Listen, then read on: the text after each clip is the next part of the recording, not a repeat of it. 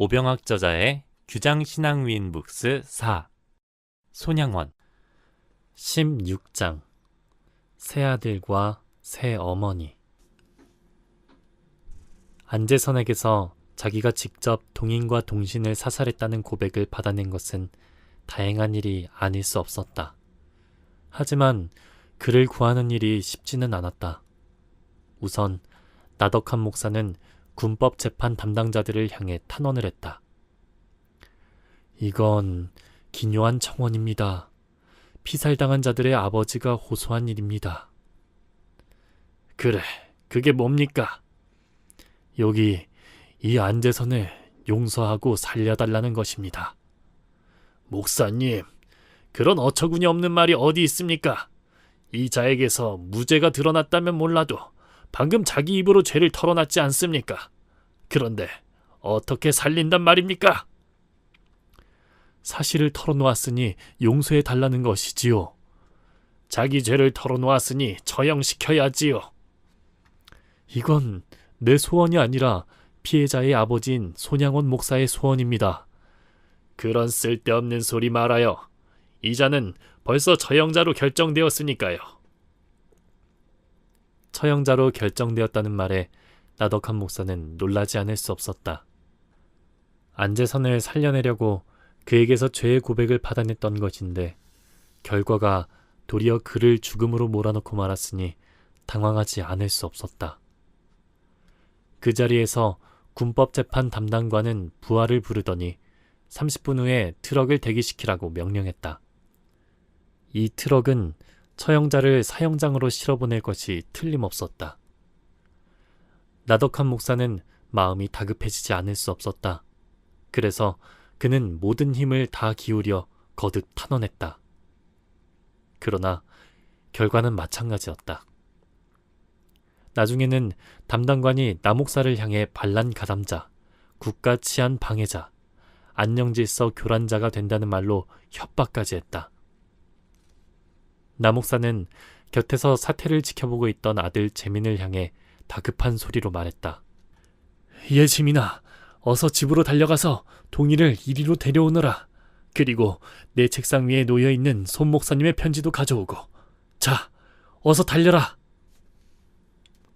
나덕한 목사는 얼마 남지 않은 시간에 동이를 직접 담당관과 대질시켜 뜻을 이루고자 했다. 동이보다 트럭이 앞서버리면 모든 것은 끝장이었다. 다행히도 트럭보다 동이가 재민과 함께 먼저 도착했다. 나덕한 목사는 동이를 재판 담당관 앞에 내세우면서 말했다. 바로 이 애가 손 목사님의 딸이에요. 죽은 두 학생의 누이 동생입니다. 그래요? 담당관은 즉시 동이를 보면서 물었다. 네 이름이 뭐냐? 손동이입니다. 그래, 네 아버지가 이 자를 살려달라고 했다는 것이 사실이냐? 예, 사실입니다. 여기 나 목사님께 드린 편지도 가지고 왔는걸요. 어디 보자. 담당관은 즉시 그 편지를 펼쳐보았다. 거기에는 조금도 딴 생각이 섞이지 않은 손양원 목사의 마음이 그대로 적혀 있었다. 그 편지를 보던 재판 담당자가 눈물을 흘렸다. 그러자 이를 본 장내 사람들도 모두가 눈물을 금치 못했다. 여태까지 넋이 나간 채 곁에서 사태만 지켜보고 섰던 안재선의 부모는 더욱 어찌할 바를 알지 못하면서 흐느꼈다. 그럼 재판 담당관은 안재선을 나덕한 목사에게 인계하면서 말했다. 안재선은 목사님께 부탁합니다. 결과는 상관에게도 그대로 보고하겠습니다. 감사합니다. 정말 감사합니다. 재판 담당관의 입에서 그 말이 떨어졌을 때에 그 자리에 모인 모든 이들이 감격의 눈물을 흘렸다. 물론 그 사이에 군트럭은 도착하여 안재선 하나만 남겨놓고서 다른 사형수들을 싣고서 떠나버렸다. 이 사건은 세간에 큰 화제가 되었다. 그것은 그리스도의 교회가 가르치는 하나님의 사랑이 어떤 것인가를 세상에 보여주는 확실한 본보기가 아닐 수 없었다. 악몽 같은 여순 반란 사건이 일어난 이듬해인 1949년 5월의 어느 날, 순천에서 출발하는 여수행 열차 안에는 약간 색다른 승객 일행이 자리를 잡고 있었다. 그들은 손양원 목사의 양자가 된 안재선과 그의 어머니, 그리고 나덕한 목사였다. 예, 재선아. 예, 너희 양아버지가 되는 손 목사님 댁을 직접 찾아가기는 이번이 처음이지? 네, 처음입니다. 지금 너의 감회는 어떠냐? 감격스러울 뿐입니다. 그럴 테지. 그런데 손 목사님이야 전에 네가 여러 번 보았지만 양어머니인 사모님은 아직까지 본 적이 없지? 맞습니다. 너는 네 양어머니를 만나면 어떤 태도를 취할 참이냐? 이처럼 살려주셨으니 아들 노릇을 잘하겠노라고 다짐하겠습니다. 이때 그의 어머니가 나섰다. 나는 자식이 넷 있지만 그 중에 하나가 없어지면 어떡할까 하여 몸부림쳐 울었는데 저 어머니는 두 아들을 한꺼번에 잃어버렸으니 그 심정이 어떠시겠어요? 내가 재선이 양어머니를 무슨 낯으로 대할지 몸이 떨릴 뿐입니다. 재선이 어머니에게 있어선 사실 그 점이 가장 가슴을 조이게 만들었다. 지금 생각은 그러시겠지만 막상 만나면 그렇지도 않을 것입니다.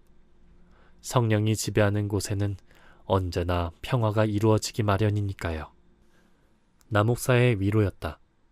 사실 양편의 사람들이 보다 앞서 만났어야 함에도 불구하고 이제까지 미루어졌던 것은 서로가 마주 대하는 마음 자세를 더욱 가다듬기 위해서였다.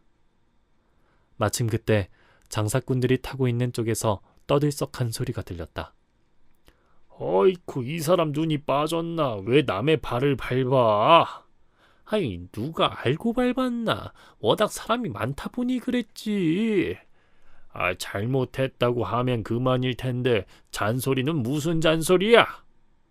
내가 잘한 것도 없지만 잘못한 일도 없어요. 그런데 나더러 잘못했노라고 빌라고? 이처럼 언성이 높아지자 사방에서 그만두라고 말렸다. 순간 재선의 어머니 눈에는 손양원 목사의 겸손한 얼굴이 떠올랐다. 순천에 올라올 때마다 늘 재선의 집에 들리곤 하는 손 목사님의 얼굴은 아무런 잘못이 없으면서도 마냥 모든 잘못을 자기에게로 돌리는 그런 얼굴이었다.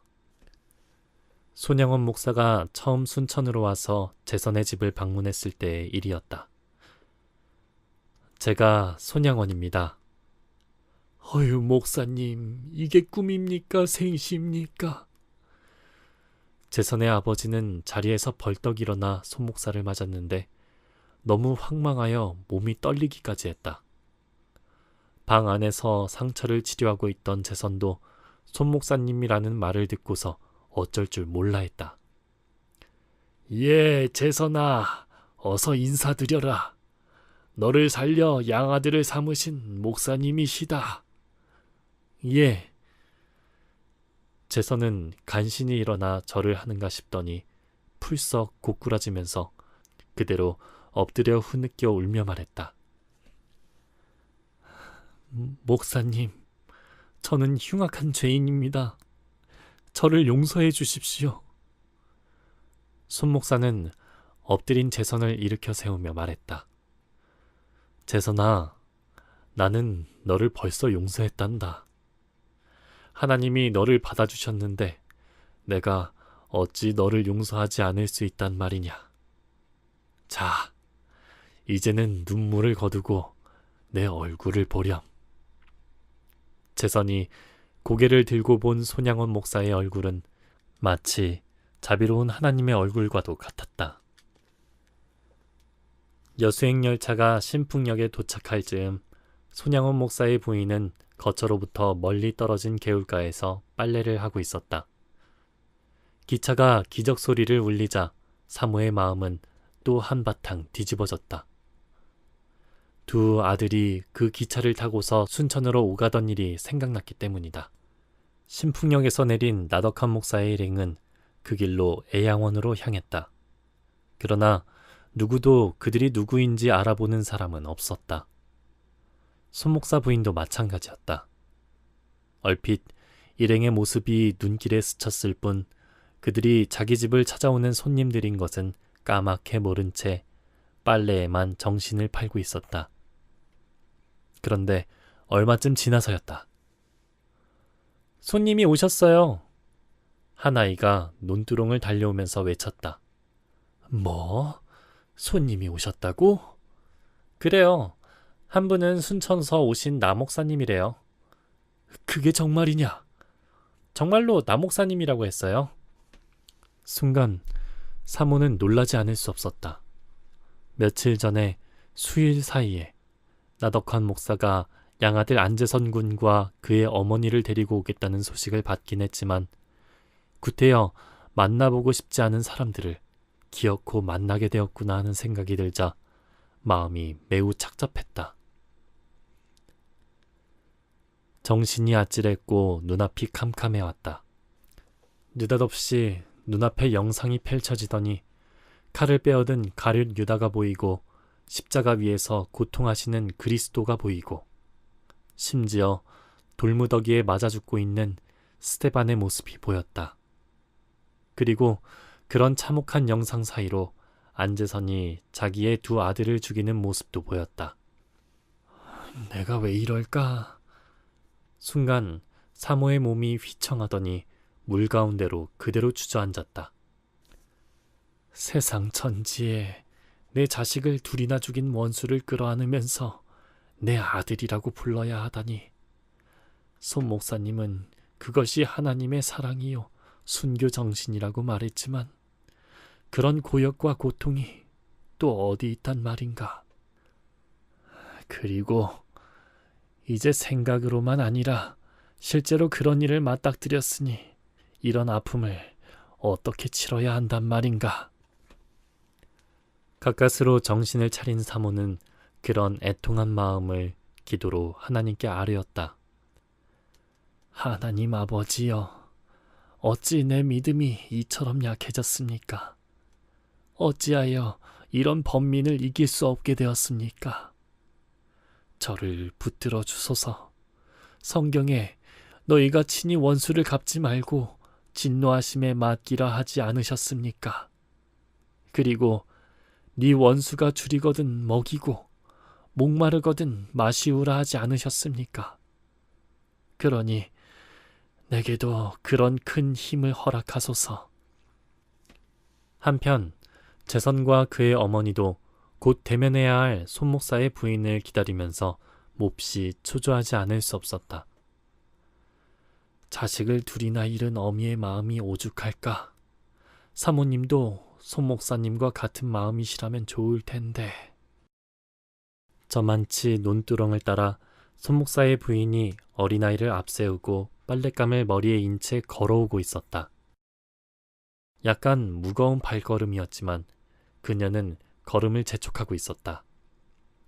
마침내 손님 일행과 사모의 눈이 마주쳤다. 잠시간 서로 번갈아 보기만 했다. 그러다가 다음 순간 누구도 믿지 못할 일이 벌어졌다. 네가 내 아들 재선이냐?